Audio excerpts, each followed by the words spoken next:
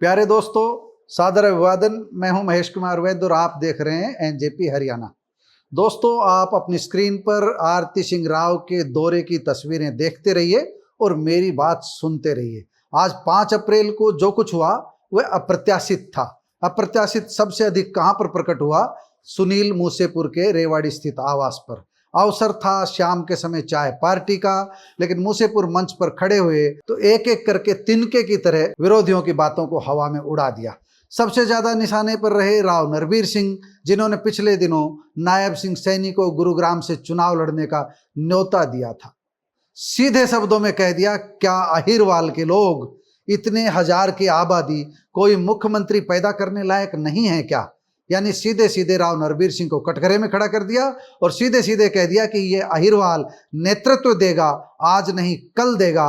और इस पर आरती सिंह राव ने भी डायरेक्ट इनडायरेक्ट मोहर लगा दी। कह दिया कि मैं विधायक बनने नहीं आई, मैं नेता बनने आई हूं। विधायक मंत्री तो बनते रहते हैं, नेता बनना बड़ी बात है। और नेता नेतृत्व करता है, शिखर का नेतृत्व करता है, प्रदेश का नेतृत्व करता है। भले ही मुख्यमंत्री शब्द का इस्तेमाल करने से बचा गया, लेकिन जो कुछ कहा गया उसका सार यही था कि राव वीरेंद्र शिखर पर पहुंचे थे, उनकी पोती भी शिखर पर पहुंचेगी। संकल्प दिलवाए गए, संकल्प लिए गए, बातें कही गई। मंच सुनील मूसेपुर का था और सुनील मूसेपुर ने जिस अंदाज में अपनी बात कही वह सुनने लायक है। आप आगे पहले आरती राव को सुनेंगे और उसके बाद सुनील मूसेपुर को सुनेंगे। इसके बाद हम आपको यह भी बता दें कि आरती सिंह राव का आज का दौरा काफी सघन रहा था।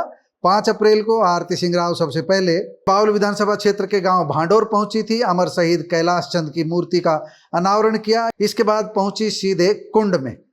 कुंड में बालाजी हॉस्पिटल है। बालाजी हॉस्पिटल के मालिक हैं डॉक्टर संजय मेहरा। बावल विधानसभा क्षेत्र से पिछली बार टिकट के दावेदार थे, टिकट नहीं दे पाई आरती राव और उनके पिता राव इंद्रजीत सिंह उन्हें टिकट नहीं दिला पाए। लेकिन टिकट नहीं दिला पाए, प्यार कम नहीं किया, उनके पास पहुंची, उनके आवास पर चाय ली, समर्थकों से बातचीत की। चाय का जो मौका था वह एक जनसभा में बदल गया और सीधे सीधे कह दिया कि वह अपनों के बीच, अपनों से संपर्क साधने आई है। आरती ने यह भी बता दिया कि वह क्यों जा रही है अपनों के बीच। नांगल चौधरी से लेकर के पूरे अहिरवाल बेल्ट में वह चाय पर जा रही है, तो इसके पीछे कोई खास मकसद है। आप आरती राव को सुनेंगे तो उसे समझ में आ जाएगी। कुंड में डॉक्टर संजय मेहरा के बाद वह पहुंची डॉक्टर अरविंद यादव के। कुंड वाले डॉक्टर अरविंद यादव, कई बार मजाक मजाक में कुछ लोग अरविंद यादव का नाम सुन करके समझ लेते हैं कि हरको बैंक के चेयरमैन अरविंद यादव का जिक्र हो रहा है, लेकिन आप जानते हैं हरको बैंक के चेयरमैन का और राव परिवार का एक तरह से हम ये कह सकते हैं कि 36 का आंकड़ा है। राव परिवार ने अभी अरविंद यादव को एक्सेप्ट नहीं किया है, रेवाड़ी वाले अरविंद यादव को, लेकिन कुंड वाले अरविंद यादव उनके खास हैं। इसके बाद शाम को सुनील मूसेपुर के आवास पर 6 बजे बाद पहुंची, लेकिन घंटे भर से भी अधिक समय तक प्रोग्राम चलता रहा। इसके बाद मार्केट कमेटी के जो वाइस चेयरमैन है नवल किशोर गुप्ता, उनके घर पर चाय रही, उनकी लास्ट चाय रही। नवल किशोर गुप्ता के यहाँ भी अच्छी खासी भीड़ रही, लेकिन जो हम बता रहे हैं बार बार, जो सुनील मूसेपुर के यहाँ जो सभा हुई उससे राजनीतिक संदेश दिया गया। राजनीतिक संदेश की जो जगह थी वो सुनील मूसेपुर की थी। सुनील मूसेपुर भी टिकट के दावेदार थे। अंतिम समय में उनकी बजाय लक्ष्मण यादव को टिकट मिली, लेकिन लक्ष्मण यादव भी मौजूद थे मंच पर, अनिल यादव भी मौजूद थे जो कोसली के विधायक हैं। मतलब हम ये कह सकते हैं कि आरती राव अपनी पूरी टीम के साथ, दल बल के साथ चल रही है। भारतीय जनता पार्टी के पदाधिकारी भी मौजूद थे। वंदना पोपली, भारतीय जनता पार्टी के रेवाड़ी जिला अध्यक्ष, भी मौजूद रही उनके कार्यक्रमों में।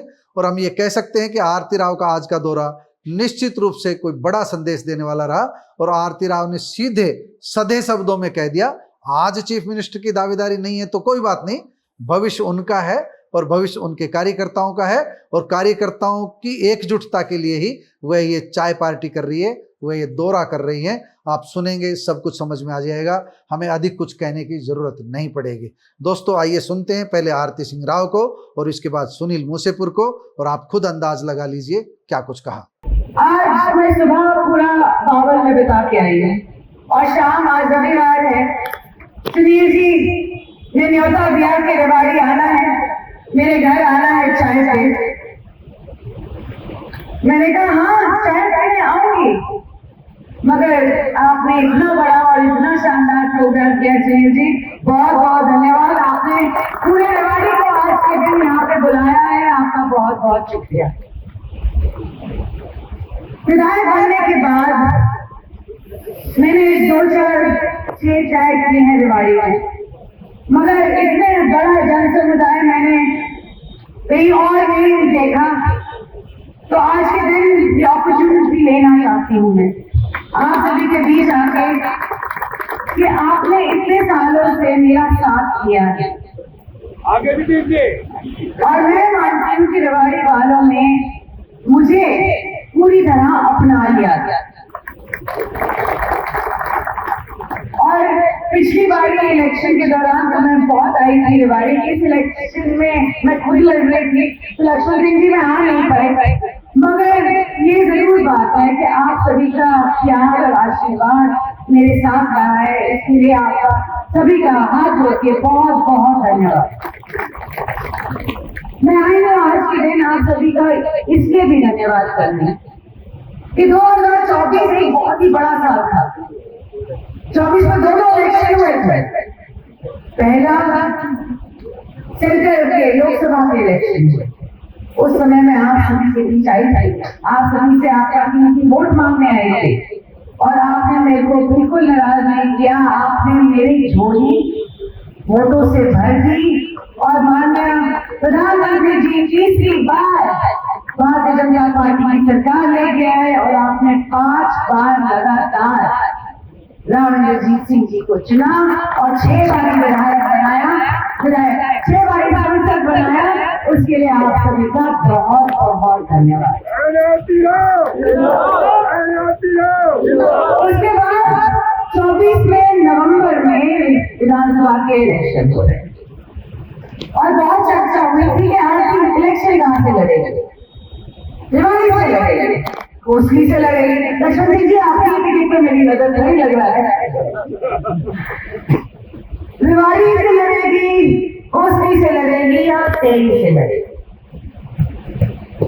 और मेंदरगढ़ गुड़गावा जो लोकसभा क्षेत्र होता था 2009 में वो पट गया।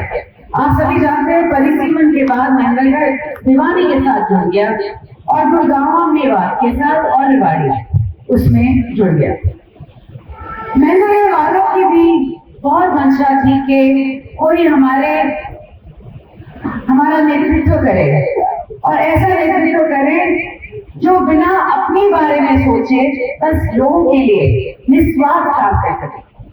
बहुत लोगों ने मेरे पिताजी तक अपनी अर्जी लगाई कि आरती को मेंदरगढ़ जिले में भेज दो, अटेली से लड़वाओ। रेवाड़ी वालों ने अपनी अर्जी लगाई कि रेवाड़ी और कोसली से लड़ा दो, मगर सबसे ज्यादा जरूरत आज के दिन राव साहब ने महसूस की कि आरती को मेंदरगढ़ जिले में भेजना बहुत जरूरी है, क्योंकि रेवाड़ी में तो राव साहब है ही। आरती को फिर अटेली भेज दिया गया, और आप सभी के आशीर्वाद की वजह से बहुत ही इंटरेस्टिंग इलेक्शन रहा। आप सब जानते हैं अंत तक हिंदी चलती रही, मगर आप सभी का प्यार जीत गया और आरती विधायक बन गई। बहुत बहुत धन्यवाद।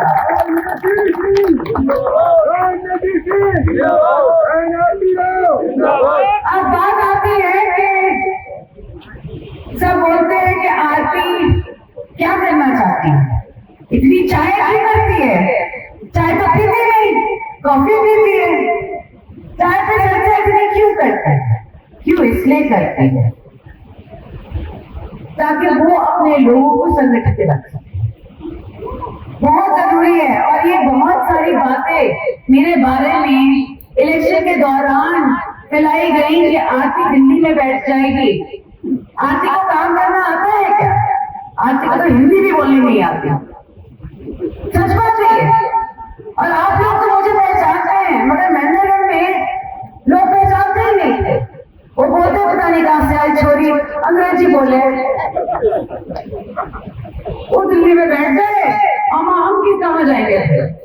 आज के दिन सारी गलतफहमियां दूर हो चुकी है कि आरती यहाँ दिल्ली में बैठने के लिए नहीं आई, दिल्ली तो छोड़ दी आरती ने। आरती अगर दिल्ली 3 महीने एक बार ही देख ले तो गनीमत होती है। मैं चंडीगढ़ रहती हूँ, रहते हैं, और पूरे इलाके में अपने सभी भारतीय जनता पार्टी के कार्यकर्तागण, मेरे परिवार के साथ जुड़े हुए कार्यकर्तागण, उन सभी से मुलाकात करके, उन सभी के थ्रू आप सभी से मिलकर, आप सभी की समस्याएं, आप सभी से बातचीत, ये हमेशा चलता रहेगा। और जो विरोधियों को बोलना है कि आरती खुद नहीं जानती कि आरती कर क्या रही है, मैं भली बात ही जानती हूँ मैं कर क्या रही हूँ, और आप लोग भी समझते हैं कि मैं आज के दिन यहाँ पे एक विधायक बनने नहीं आई हूँ, मैं आप सभी के बीच एक नेता बनने आई हूँ, इसलिए यहाँ पे खड़ी हूँ। जब मैं मंत्री बनी तो एक बहुत छोटी सी बात है, मैं कभी जब विधानसभा में राव साहब होते थे तो मैं कभी विधानसभा गई नहीं थी। पहली बार ही मुझे विधानसभा देखने का, जाने का मौका मिला एक विधायक बनकर, उसके बाद मंत्री भी बनकर। और मुझे आज तक जब कोई पीछे से बुलाता है मंत्री जी, मुझे बहुत अजीब लगता है, क्योंकि मैं ये नहीं मानती। मैंने कहा आरती बोलिए, बहन जी बोल दो, कुछ तो बोल दो, मैंने कहा कुछ भी नाम दे दो, क्योंकि मंत्री आते जाते हैं, विधायक आते जाते हैं, मगर मैं यहाँ रहने के लिए और मैं अपने क्षेत्र के लिए लड़ाई लड़ने के लिए यहाँ पे आई हूँ। ये एक और गलत फहमी थी लोगों में कि आरती लड़ सकती है या नहीं, अब तो समझ गए, लड़ सकती है। वो बोलते हैं कि विधानसभा में जब सवाल जवाब होते हैं तो आरती जवाब अच्छी तरह दे देती है। तो बहुत बहुत धन्यवाद आप सभी के साथ का। आज के दिन मैं बस आप सभी से रूबरू एक बार फिर मुलाकात करने आई हूँ आप सभी के बीच, और ये कहने आई हूँ कि आप भिवाड़ी के लोग, लक्ष्मण सिंह जी तो हैं, मन है, और मेरा परिवार आप सभी के साथ हमेशा से जुड़ा रहेगा। बहुत बहुत धन्यवाद। नमस्कार करता हूँ, नमन करता हूँ आपको सर झुका के कि आप सब लोगों ने आज बहन जी के आगमन पर इतना भारी संख्या में आप लोग आए, आपका प्रेम देख के मैं क्या कहूँ, ये मेरे शब्द कम पड़ रहे हैं, लेकिन आपने बहन जी के सम्मान में जो आज आप यहाँ इकट्ठे होकर जो सम्मान कर रहे हैं, मैं तहे दिल से आपका शुक्रगुजार हूँ। आज की इस चाय पार्टी में आपके लिए चाय भी है और आइटम्स भी, चाय पक्का पार्टी है, सिर्फ सभा नहीं चाय पार्टी। तो बहन जी के मेरे एक छोटे से नोते थे, बहन जी सारे के सारे 1 to 1 हर आदमी को मेरे कॉल से मैंने बुलाया कि बहन जी चाय पार्टी का, था हम जरूर आएंगे। एक बुलावे पे बहन जी आई और एक बुलावे पे आप सब आए, बहुत बहुत शुक्रगुजार करता हूँ मैं आपका। बहन जी के साथ आए हुए हमारे माननीय विधायक लक्ष्मण सिंह यादव जी, हमारे जिला अध्यक्ष वंदना जी, हमारे विधायक अनिल यादव जी, चेयरमैन पूनम यादव जी, और मंच पर बैठे और बहुत हमारे पार्टी के और साहब के संगठन के बहुत मौजूद लोग जो यहाँ पे आज आए हैं, मैं इनका तहे दिल से धन्यवाद करता हूँ, अभिनंदन करता हूँ, स्वागत करता हूँ।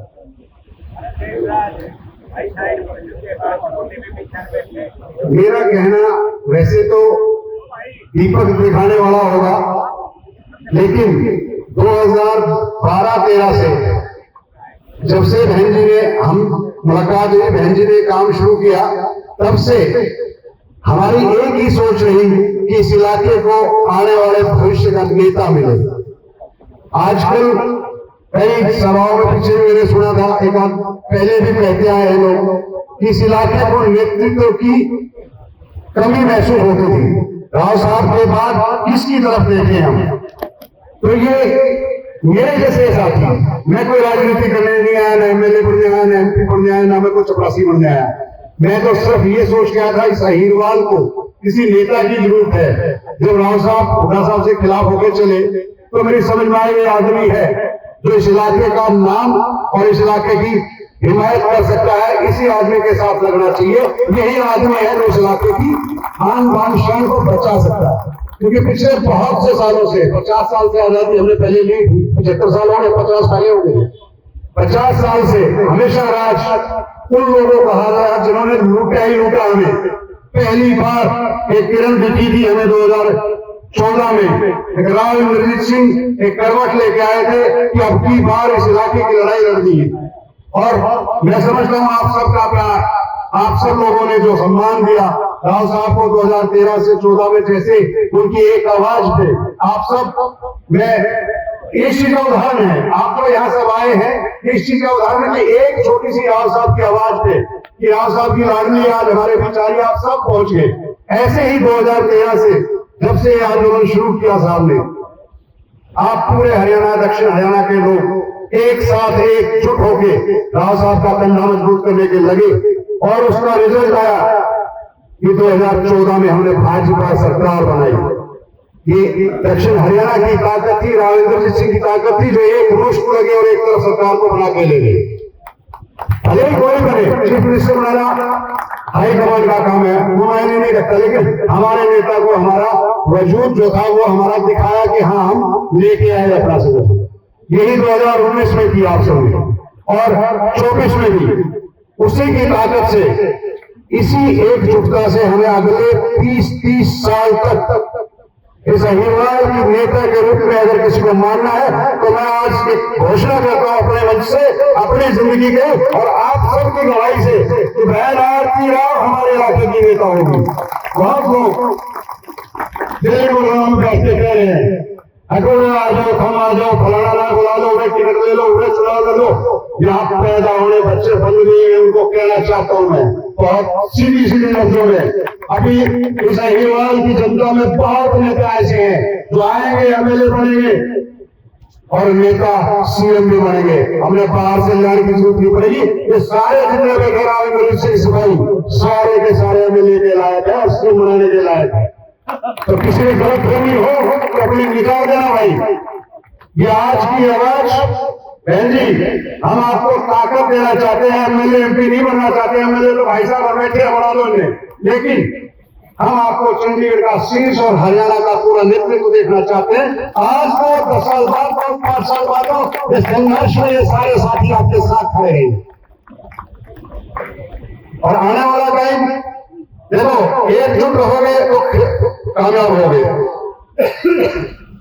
वरना वो आता रहेगा, राज करता रहेगा।